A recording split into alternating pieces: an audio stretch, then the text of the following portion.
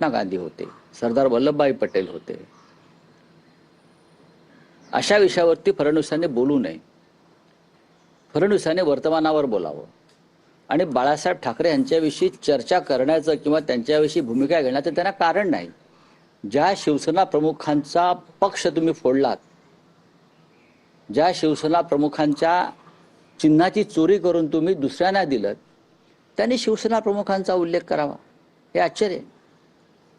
आणखी एक विषय आहे की बिनविरोध निवडणुकीचा कल्याण डोंबिवलीमध्ये अजून हे बिनविरोध सत्र थांबताना दिसत नाही. याआधी जवळपास 21 उमेदवार इथे बिनविरोध झाले, त्यात शिंदे शिवसेना आणि भाजपचा समावेश. काल सुद्धा हे बिनविरोधचं चक्र अजून सुरू असल्याचं दिसतं आहे.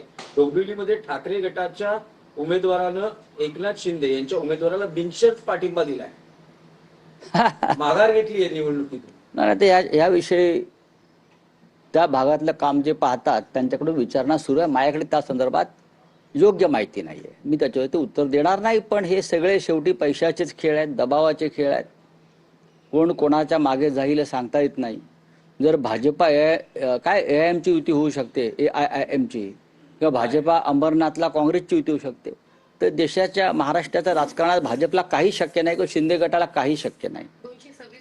मला माहिती काय असे वॉर्डावाईज प्रश्न विचारू नका. शिंदेकडून जे जुने जाणते शिवसैनिक आहेत, विशेषतः लालबाग परळ मधले शिवसैनिक, शिवसेना नेते यांना काय म्हणतात, एक अप्रोच होतो आहे, ते त्यांच्या घरी जातात. काल माजी आमदार दगडू सकपाळ यांच्या घरी गेले, ते गेले, शिंदे गेले होते, आमदार निलेश राणे सोबत होते. जवळ 1-1.5 तास ते त्यांच्या घरी होते. असं म्हटलं जाते की दगडू सकपाळ नाराज आहेत, त्यांच्या मुलीला उमेदवारी मिळाली नाही. दगडू सकपाळ हे शिवसेनेचे जुने जाणते नेते आहेत, पदाधिकारी आहेत, आमदार होते.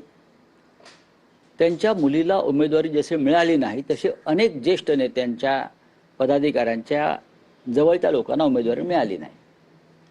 जर उमेदवारी मिळाली नसेल त्यामागे काही कारणं असतील. दगडू सकपाळ आणि त्यांचं कुटुंब हे कायम ठाकरे कुटुंबाबरोबरच राहिलं आहे.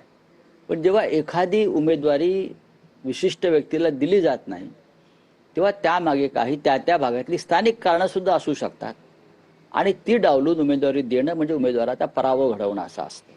हे आमच्या दगडू दादांना सुद्धा माहिती आहे. ठीक आहे, ते नाराज असू शकतात, आम्ही त्यांच्या घरी जाऊ.